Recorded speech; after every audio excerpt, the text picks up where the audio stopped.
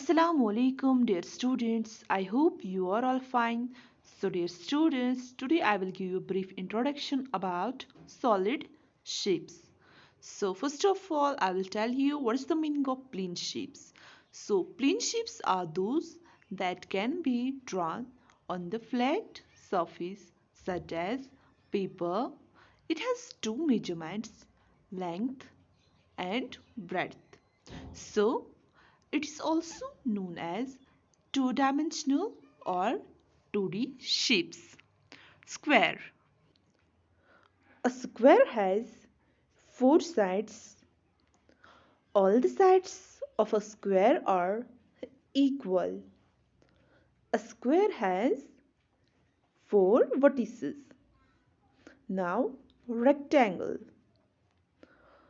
A rectangle has four sides. The opposite sides of a rectangle are equal. It has four vertices or corners. Now, triangle. A triangle has three sides. It has three vertices or corners. Very good. Now, circle. A circle has no vertices. It is a closed loop. It can be traced with a 1 rupee coin or a carom coin. Now, solid shapes. Solid shapes have three measurements: length, breadth, and height. So, a solid shape is also known as three-dimensional or 3D shapes. Solids have faces, edges, and corners or vertices. Some of the shapes of solids are: look at the shapes of objects shown here. All these objects have the shapes of a cuboid. A cuboid has 12 edges. The point where three edges meet is called a vertex. A cuboid has 8 vertices. A cuboid has 6 faces. In the given figure, 3 faces are visible and 3 are hidden. Count the faces of your book. It has 6 faces. 1 front face, 1 back face, 1 top face, 1 bottom face, and 2 side face. Look at the shapes of objects shown here.